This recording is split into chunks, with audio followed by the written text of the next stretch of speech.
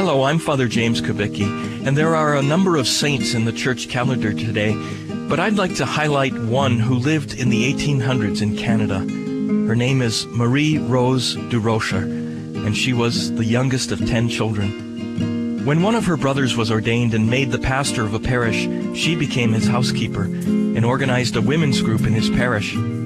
At this time, the Bishop of Montreal was unable to get sisters to come from France to teach in the schools, and he asked Durocher to become a sister and start a congregation for the education of children and young girls. And thus was formed the Sisters of the Holy Names of Jesus and Mary.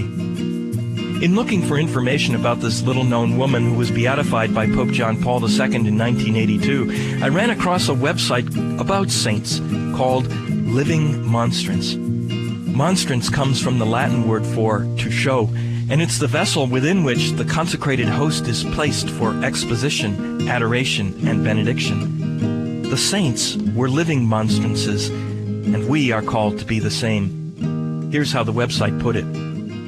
What do I mean by living monstrance? Living monstrance means those persons who, though weak and frail human beings, through the grace and mercy of God, manifested Christ through their virtues. They manifested Christ in their everyday life. They decreased so that Christ may increase in their lives. They show Christ to others like a monstrance. Practically speaking, how do we become living monstrances?